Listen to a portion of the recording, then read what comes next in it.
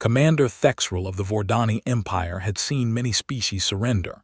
His fleet of 1,200 warships had conquered 47 worlds across 3 star systems. The Vordani were masters of war. Their technology was far beyond anything the lesser races could imagine. Their soldiers were bred for battle from birth. Their ships could tear through planetary shields like paper. No one had ever stood against them and survived. So when the small blue planet called Earth appeared on his scanners, Thexrel felt nothing but boredom. Another world to add to the empire. Another species to enslave. The humans, as they called themselves, had only recently discovered faster-than-light travel. Their ships were primitive. Their weapons were laughable. This would be over in hours.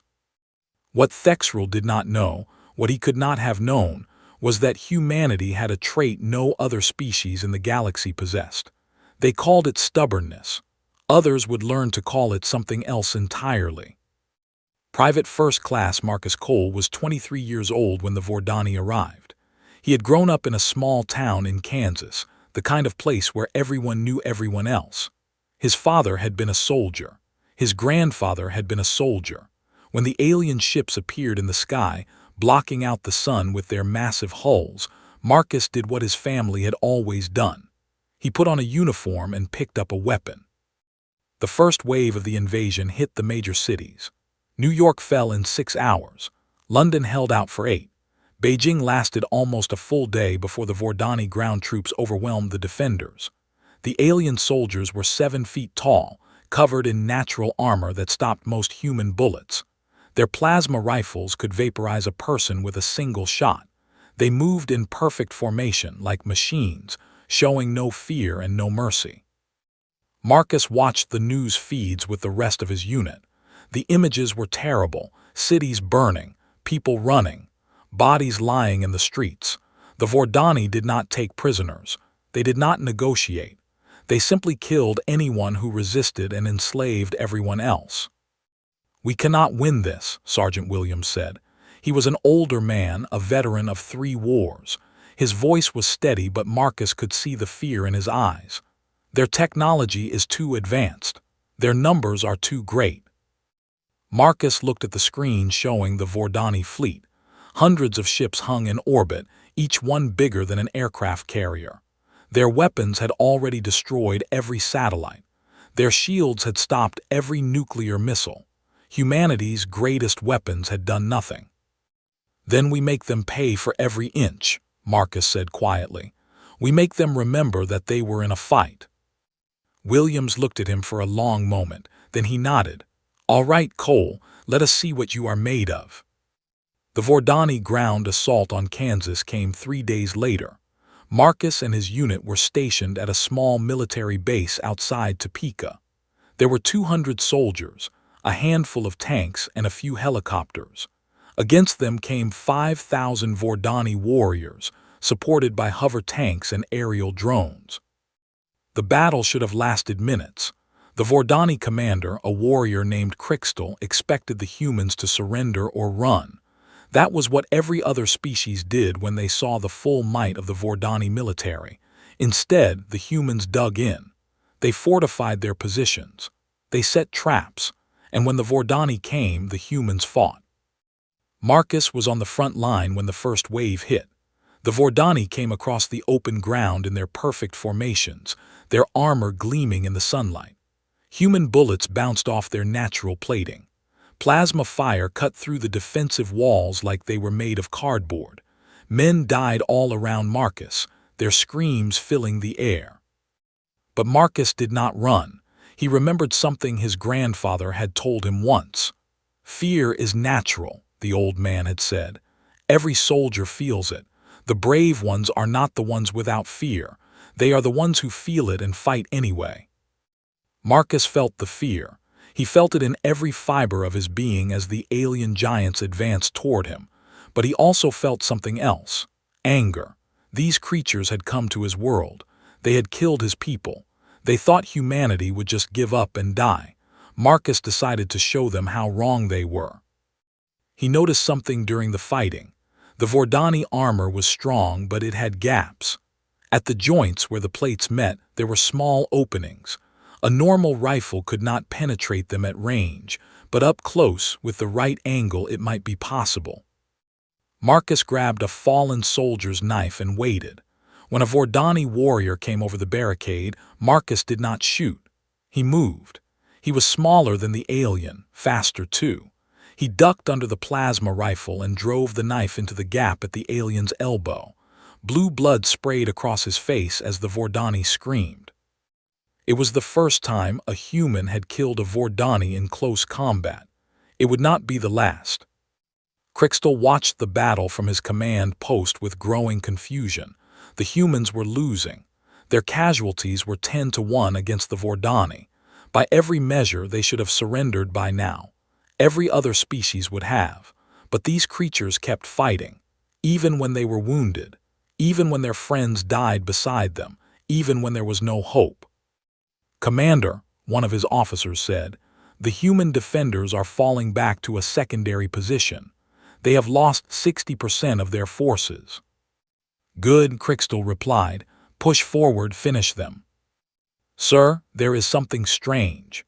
One of the humans has killed 3 of our warriors in close combat. He seems to have discovered a weakness in our armor." Crystal's 4 eyes narrowed. Impossible. No primitive could defeat a Vordani warrior in combat. "I am transmitting the footage now, Commander." Crystal watched the recording. He saw the human, small and weak by Vordani standards, move with a speed and precision that should not have been possible. He saw the knife find the gap in the armor. He saw the warrior fall. Then he saw the human turn and do it again. And again. "What is this creature?" Crystal whispered. The battle lasted 12 hours. When it was over, the Vordani had taken the base. But they had lost over 300 warriors doing it. For a species that had conquered 47 worlds with minimal casualties, this was unthinkable. Marcus Cole was captured along with 23 other survivors. They were bound and brought before Crystal for interrogation. The Vordani commander walked among the prisoners, studying them with his alien eyes. They were small, these humans, soft. Their bodies had no natural weapons, no armor, no special abilities. "Which one of you killed my warriors?" Crystal demanded. Marcus met the alien's gaze without flinching. "That would be me." Leaned down until his face was inches from Marcus's. "You are brave, human, or perhaps just stupid. Do you not understand what you face? The Vordani Empire spans 3 star systems. We have conquered species far more advanced than yours. Your resistance is meaningless." Marcus smiled. It was not a friendly expression. "Then why do you look so worried?" For a moment, something flickered in Crystal's eyes. It might have been surprise.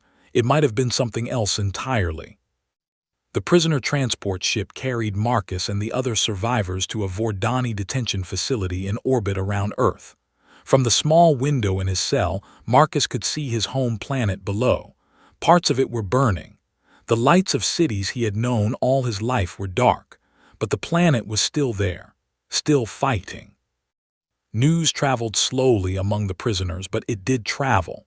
The Vordani invasion was not going as smoothly as expected. Across the world, humans were resisting. They were using guerrilla tactics, hitting supply lines, sabotaging equipment. Every time the Vordani thought they had pacified an area, new fighters would emerge. "They thought we would just give up," said Chen, one of the other prisoners. She had been a captain before her capture. "They have never seen anything like us." Marcus nodded slowly. "The question is whether we can hold out long enough to matter." The detention facility was designed to break prisoners. The Vordani used psychological warfare, isolation, and carefully applied violence. They wanted information about human defenses. They wanted to understand why their conquest was taking so long.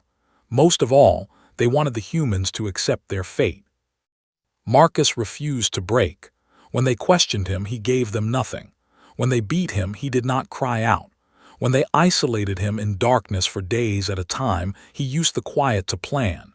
He studied the guards, their routines, their weaknesses. He memorized the layout of the facility. He waited. 3 weeks into his captivity, Marcus received an unexpected visitor. Commander Crixtal himself came to his cell, accompanied by a translator drone and 2 guards. "You interest me, human," Crixtal said. "My interrogators tell me you have given them nothing. No secrets, no intelligence, not even a reaction when they hurt you." Marcus looked up from where he sat on the cold floor. "Sorry to disappoint." "I have been researching your species," Crixtal continued. "You are physically weak. Your technology is primitive. You should have surrendered within the first day of our arrival. Instead, you fight. You die in enormous numbers, yet more of you keep coming. Why?" "Because this is our home," Marcus said simply, "and you do not belong here." Made a sound that might have been a laugh. Home, such a small concept. The universe is vast. There are countless worlds, countless stars. What makes this one special? "Everything," Marcus replied. "It has everything that matters." The Vordani commander studied him for a long moment. "You know you cannot win. Your military is shattered. Your cities are destroyed. Your population is being enslaved. Yet you still believe you can defeat us." Marcus met his gaze steadily. "I believe we can make you regret ever coming here. I believe we can hurt you so badly that others will think twice before trying what you are trying. And I believe that as long as one human is still breathing, this fight is not over." Was silent for several seconds. Then he turned and left without another word. That night Marcus put his plan into action. He had noticed that the guards changed shifts at specific intervals. There was a brief moment, perhaps 30 seconds, when the corridor outside his cell was empty. The door was electronic, but the Vordani had not thought to account for human ingenuity. Marcus had been slowly working a piece of metal from his bed frame for weeks. Now he used it. The lock was sophisticated but not impossible. Marcus had always been good with his hands, and desperation had made him better. When the door slid open, he moved fast, staying low, using the shadows. He freed Captain Chen first, then the others. 23 prisoners, all armed with makeshift weapons, all ready to fight. "The shuttle bay is 3 levels down," Chen whispered, "but it will be heavily guarded." "Then we go through them," Marcus replied. "Just like before, find the gaps in their armor and hit them hard." The escape was chaos and violence. The humans fought like animals, using every dirty trick they had learned in weeks of captivity. They targeted joints, eyes, anywhere the Vordani armor was weak. 4 of them died in the first corridor. 6 more fell getting to the shuttle bay, but they kept going. Marcus led the charge into the bay itself. There were a dozen Vordani guards waiting for them. The aliens had been alerted to the escape, had formed a defensive line with their plasma rifles ready. Any rational species would have surrendered at that point. The odds were impossible. Marcus did not slow down. He ran straight at them, screaming at the top of his lungs. The sound he made was not quite human. It was the sound of a creature that had nothing left to lose, nothing left to fear. The other prisoners followed, adding their voices to his. The Vordani hesitated. Just for a moment, just for a heartbeat. They had never seen anything like this. Every other species in the galaxy would have stopped, would have calculated the odds, would have surrendered when defeat was certain. These humans did not seem to understand that they were supposed to lose. That hesitation cost them everything. Marcus reached the first guard before the alien could fire, driving his improvised blade into the creature's throat. The others were right behind him, swarming over the defensive line like a wave. When it was over, 8 humans remained standing, 8 out of 24, but they had control of the shuttle bay. They had a ship. "Can anyone fly this thing?" Marcus asked, looking at the alien shuttle. Chen stepped forward. "I can figure it out. The controls do not look that different from ours." As the shuttle lifted off and headed for Earth, Marcus looked back at the detention facility. Alarms were blaring. Ships were scrambling. The Vordani would come after them. But for now, in this moment, 8 humans had done what should have been impossible. They had escaped from the most advanced military force in the galaxy. On the command ship, Commander Thexrel received the news with disbelief. 23 prisoners escaped from a maximum security facility, killed 40 of my warriors in the process. Only 8 made it to a shuttle, Supreme Commander, his aide reported. The others died in the attempt. They died fighting. Thexrel's voice was thoughtful. They knew they would likely die, yet they fought anyway. What kind of species does that? A dangerous one, Supreme Commander. Thexrel stood at the viewport, looking down at Earth. The planet was supposed to be conquered by now. The resistance was supposed to be crushed. Instead, his forces were bogged down in 100 different battles. Casualties were mounting at an unprecedented rate, and now prisoners were escaping from his detention facilities. "Find them," he ordered. "Find them and bring me the one called Cole. I want to understand what we are dealing with." The shuttle touched down in a forest somewhere in what had been the American Midwest. Marcus and the other survivors stepped out into cool night air, breathing deeply for the first time in weeks. They were home, battered, wounded, but alive, and more determined than ever. "What now?" one of the soldiers asked. Marcus looked up at the stars, where he knew the Vordani fleet waited. "Now we find the resistance. Now we teach everyone what we learned about how to fight these things, and now we start making them pay." Captain Chen nodded. "The word of what we did will spread. It will give people hope." "Hope is not enough," Marcus replied. "We need to give them something more. We need to show them that these aliens can be beaten, that they bleed, that they die. We need to show humanity that we are not helpless." The 8 survivors disappeared into the forest, heading toward a future that was uncertain but not hopeless. Behind them, the stolen shuttle's emergency beacon continued to pulse, sending a signal into the night. The Vordani would track it. They would come looking. Marcus was counting on it. 6 months after the invasion began, humanity was still fighting. The Vordani controlled the major cities, the coasts, the strategic points, but they did not control the land between them. In the mountains, the forests, the deserts, human resistance groups struck and vanished like ghosts. Marcus Cole had become a legend. Stories spread through the resistance networks about the soldier who had killed Vordani warriors in hand-to-hand combat, who had escaped from an orbital prison, who seemed to be everywhere at once. Some of the stories were exaggerated. Many were not. He had gathered followers, trained them in the techniques he had developed. The key was speed and aggression. The Vordani were bigger, stronger, better armed, but they were slow to adapt. They expected their enemies to be afraid, to fight defensively, to retreat. When humans attacked with everything they had, ignoring the odds, the aliens often froze just long enough to die. "Fear is a weapon," Marcus told his fighters, "but it works both ways. They have been using it against us since they arrived. Now we use it against them." The resistance cell Marcus commanded had grown to over 200 fighters. They operated out of an abandoned mine complex in the Rocky Mountains, striking Vordani supply lines and disappearing before reinforcements could arrive. Every week brought new recruits, people who had heard the stories and wanted to fight back. Captain Chen had become his second in command. She had a gift for logistics, for keeping their ragged army fed and equipped. She also had a talent for planning operations that hit the Vordani where it hurt the most. "I have been studying their movements," she said one morning, spreading a map across their makeshift planning table. "They are building something in the old Denver area, massive amounts of resources flowing in, heavy guard presence." Marcus looked at the map. "What kind of something?" "We are not sure, but whatever it is, they consider it important, more important than anything else they are doing. Then we need to find out what it is and destroy it." The intelligence gathering took 3 weeks.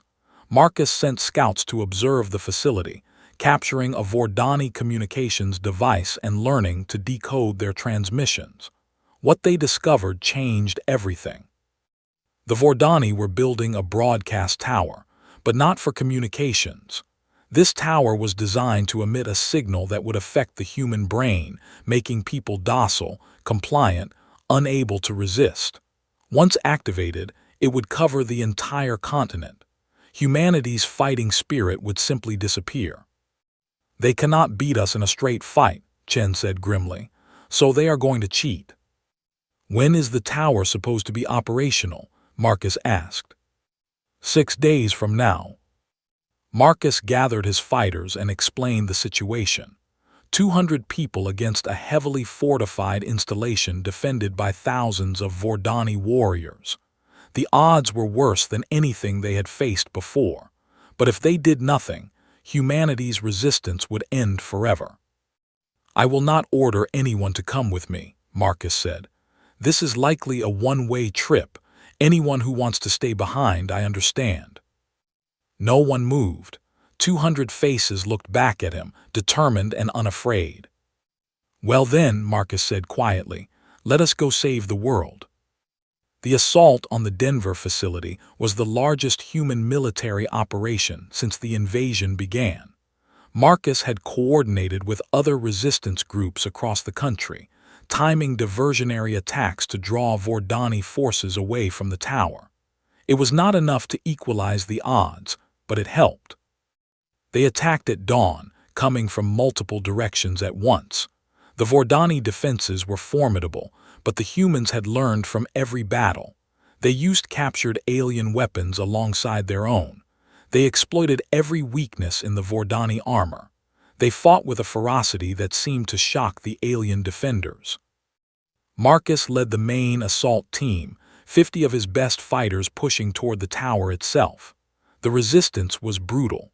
Vordani warriors threw themselves at the humans, dying to protect their precious machine. But the humans kept coming, stepping over the bodies of their fallen comrades, never slowing down. Was at the facility when the attack began.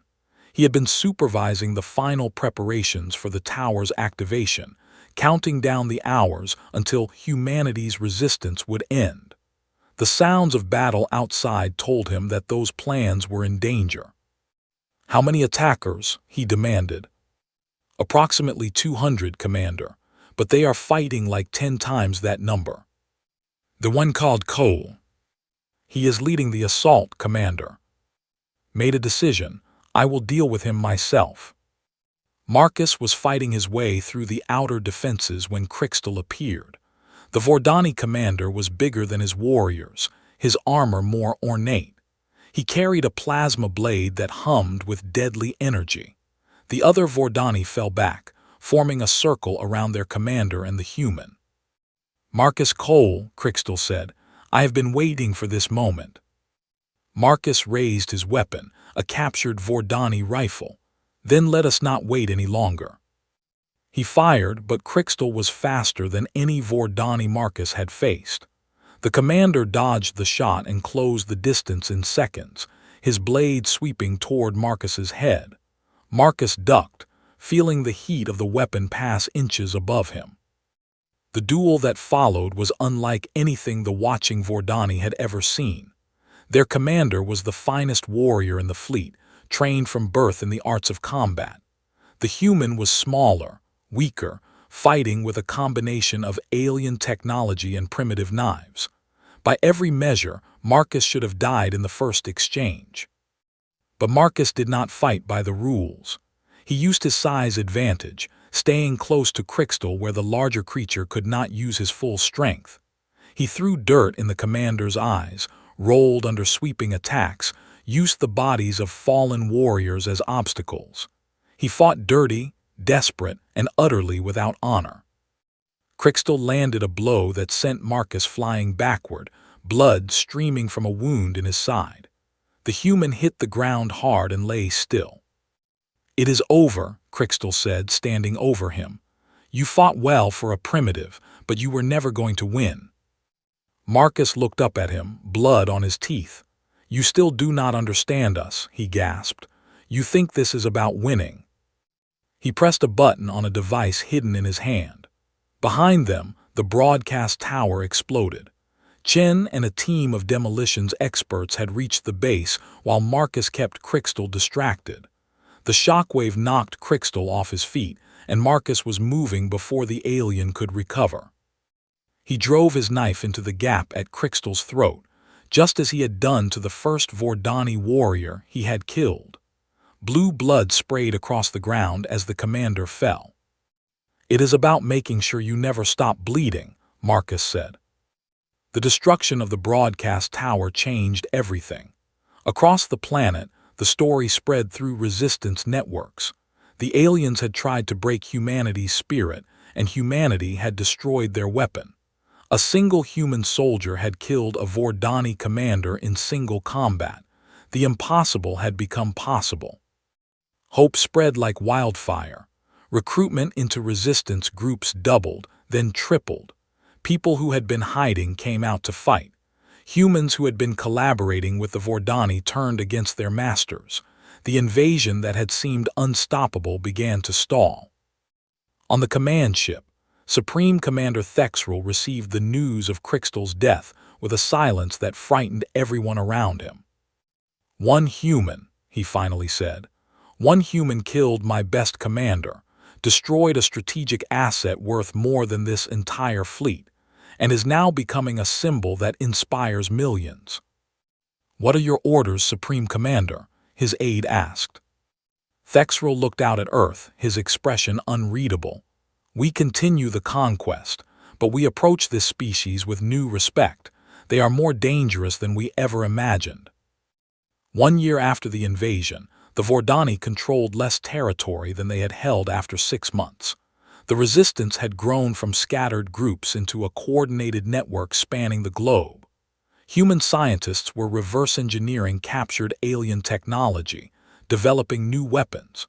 Human commanders were learning Vordani tactics and finding ways to counter them. Marcus Cole was no longer just a soldier. He had become a general, coordinating operations across multiple continents. His reputation had grown beyond anything he had ever imagined. But he remained the same person he had always been, a farmer's grandson from Kansas who simply refused to quit. The wound from his fight with Crystal had healed, leaving a long scar across his side. He had other scars too, collected over months of continuous combat. Every one of them was a reminder that he was still alive, still fighting. "We have intercepted a transmission from the Vordani fleet," Chen told him during their morning briefing. "They are requesting reinforcements from the Empire." Marcus felt a chill. How many? 5,000 additional ships, millions of warriors. The weight of those numbers settled over the command center. They had been winning, slowly pushing back the invasion.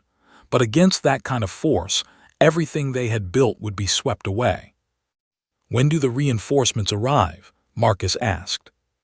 6 months, maybe less." "Then we have 6 months to win this war." The plan Marcus developed was audacious beyond anything humanity had attempted. They were going to capture the Vordani command ship.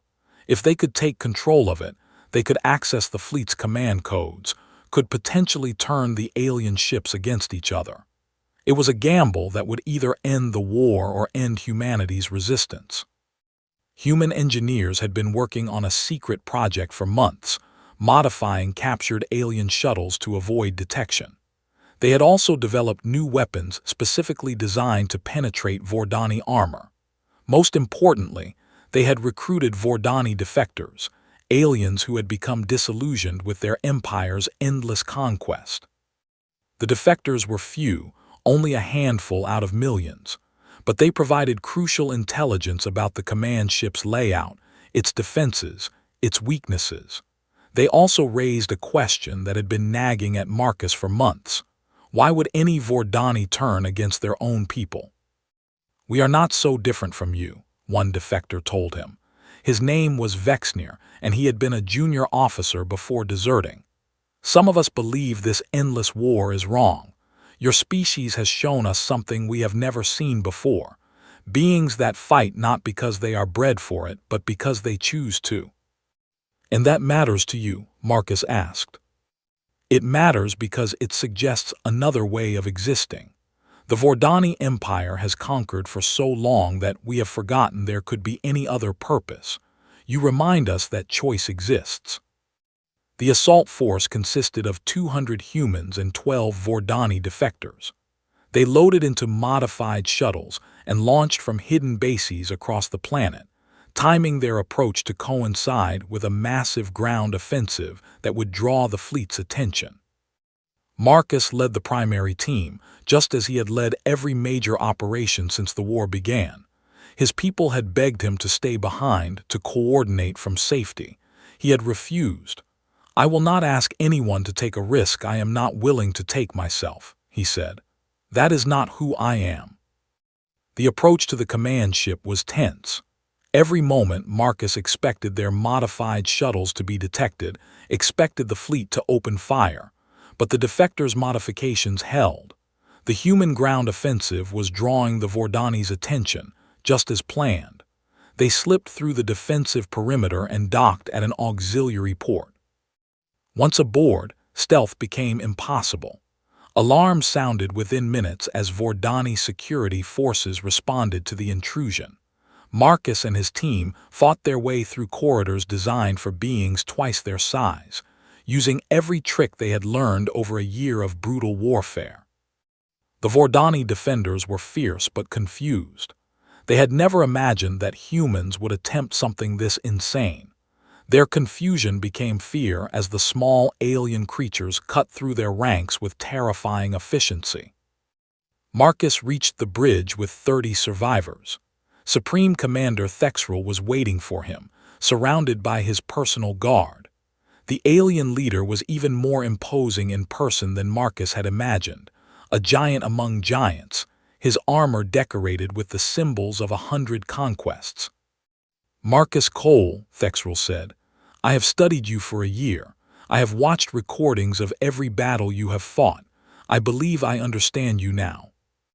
"I doubt that," Marcus replied, his weapon raised. "You are here to capture this ship, to use our own fleet against us. It is a clever plan, it might even work." Thexrel gestured, and his guards lowered their weapons. "But it does not have to end with more death." Marcus did not lower his weapon. "What are you suggesting?" "A negotiation. The Vordani Empire has never negotiated with a conquered species before. But your species has proven that you are not like the others. You have shown us that conquest has a price we may not be willing to pay." "Your reinforcements are coming," Marcus said. 5,000 ships.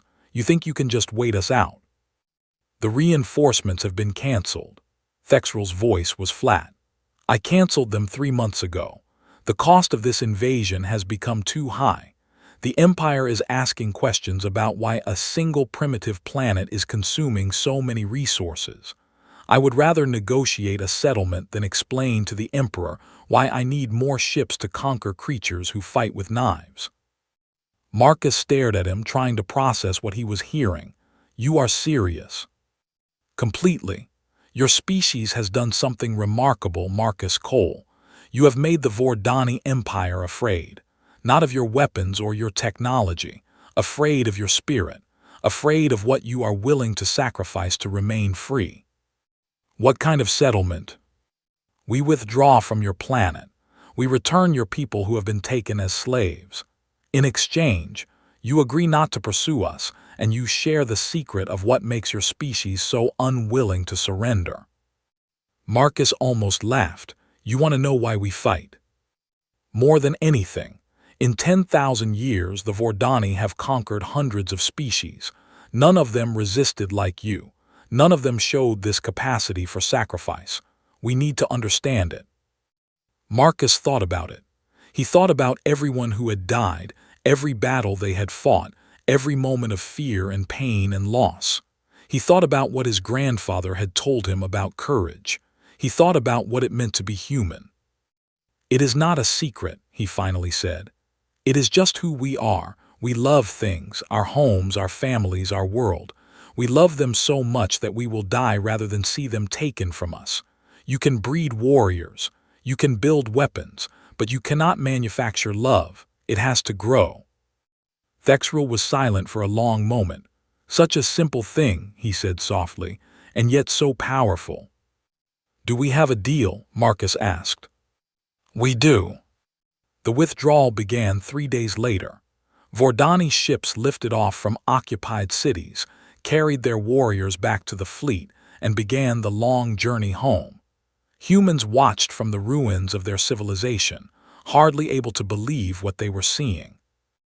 Marcus stood in what had been Denver, now a shattered landscape of collapsed buildings and scorched earth.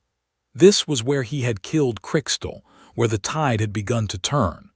Around him, his surviving fighters gathered, watching the last Vordani transport lift into the sky. "It is really over," Chen said. There were tears on her face. "After everything, it is actually over."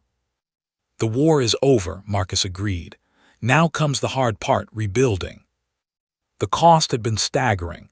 Millions dead, cities destroyed, the infrastructure of human civilization reduced to rubble.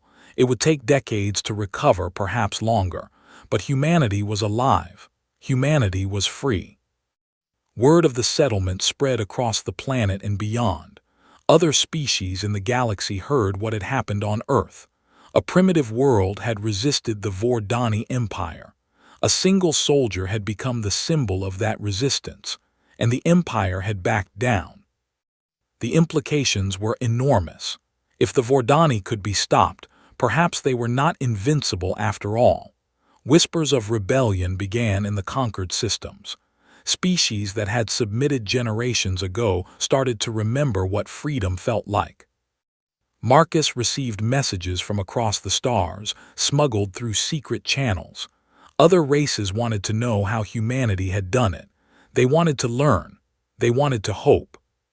"What do we tell them?" Chen asked. "The truth," Marcus replied. "We tell them that freedom is worth fighting for, that no cause is ever truly lost, that courage is not the absence of fear, but the decision that something else is more important than fear." The months that followed were a time of healing and growth.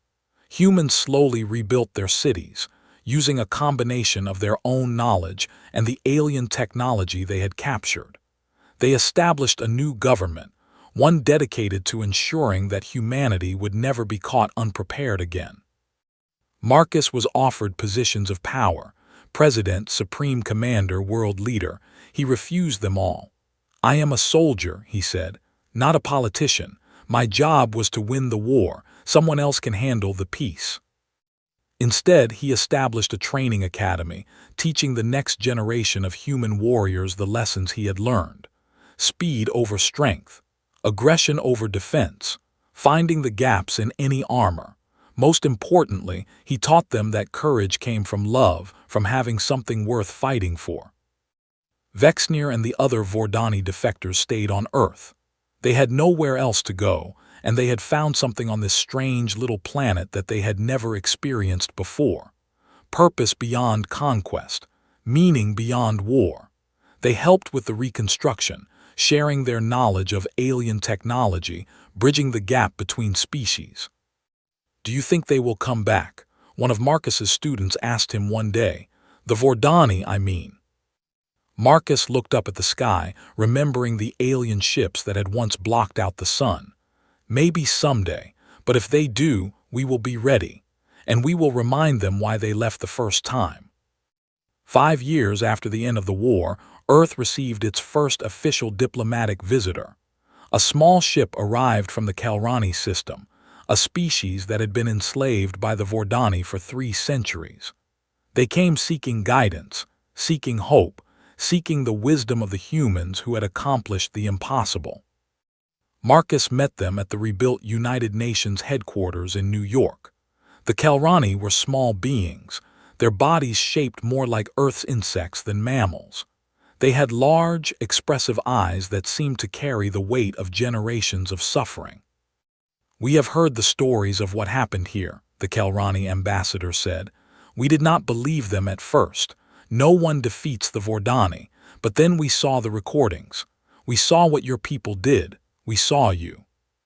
"What do you want from us?" Marcus asked. "We want to learn. We want to understand how you found the courage to resist when resistance seemed pointless. We want to know if there is hope for our people too." Marcus thought about his answer carefully. He thought about all the people who had died, all the sacrifices that had been made. He thought about what humanity had learned about itself during the darkest year of its history. "There is always hope," he said finally. "But hope is not enough by itself. You have to be willing to act on it. You have to be willing to fight for it. You have to be willing to die for it. Most of all, you have to believe that the things you love are worth any sacrifice." "We are afraid," the ambassador admitted. "We have been slaves for so long, we do not remember how to be free." "Fear is natural," Marcus said, echoing words his grandfather had spoken long ago. "Everyone feels it. The brave are not the ones without fear. They are the ones who feel it and fight anyway." The Kelrani ambassador bowed. "Will you help us? Will humanity stand with us if we choose to fight?" Marcus looked at the small alien being, saw the hope and fear warring in those large eyes. He thought about everything humanity had suffered, everything they had lost. He thought about whether they had any obligation to help others, whether they should risk their hard-won peace. But then he remembered something else. He remembered how alone humanity had felt when the Vordani came. He remembered what it was like to face an overwhelming enemy with no one to help. And he remembered that courage, like fear, could spread from one being to another. "Yes," he said, "humanity will stand with you. We will teach you what we know. We will fight beside you if necessary, because that is what free beings do. They help others become free." In the years that followed, humanity became something it had never been before. Not just a species, but a beacon. Worlds across the galaxy looked to Earth for guidance, for inspiration, for hope. The Vordani Empire, for the first time in its history, faced a coalition of species willing to resist. Marcus Cole lived long enough to see the beginning of that change. He never sought glory or fame, though both found him. He never stopped teaching, never stopped sharing the lessons he had learned. When young beings from a dozen different worlds asked him how one person could make such a difference, he always gave the same answer. "I did not do anything special," he would say. "I just refused to quit. I was afraid every single day. But I had things worth fighting for, and I decided that my fear did not matter more than they did. Anyone can do that. Anyone can find that courage inside themselves. The question is whether they choose to." When Marcus Cole finally passed away, at the age of 83, representatives from 47 species attended his memorial. The irony was not lost on anyone. The Vordani had conquered 47 worlds before coming to Earth. Now 47 worlds sent delegates to honor the human who had shown them all that conquest was not inevitable. Chen, now an old woman herself, gave the eulogy. "Marcus Cole was not the strongest warrior," she said. "He was not the smartest tactician. He was not the bravest person I ever knew, but he was the most stubborn. He simply refused to accept that victory was impossible, and in refusing to accept it, he made victory possible." She paused, looking out at the assembled mourners. Humans, Kelrani, Vordani defectors, and dozens of other species she could not even name. All of them here because one man had shown them what was possible. He taught us that fear is natural, but courage is a choice. He taught us that love is stronger than hate. He taught us that the size of the fight in your heart matters more than the size of the enemy in front of you. Most of all, he taught us that humanity, with all our flaws and weaknesses, has something inside us that the universe has never seen before, something that can transform fear into awe. She raised her hand in a final salute. "Rest well, soldier. The fight continues, and wherever we go, whatever we face, we carry your spirit with us." Across the galaxy, on worlds that had never known freedom, beings looked up at the stars and wondered. They had heard the stories of Earth, of the impossible war, of the soldier who had defied the odds. They had heard that courage could be learned, that resistance was possible, that even the mightiest empire could be made to bleed. And in their hearts, something began to stir, something that the Vordani had never faced in 10,000 years of conquest, something that humans had carried with them since they first stood upright on the plains of Africa and refused to be prey. Hoping the universe would never be the same.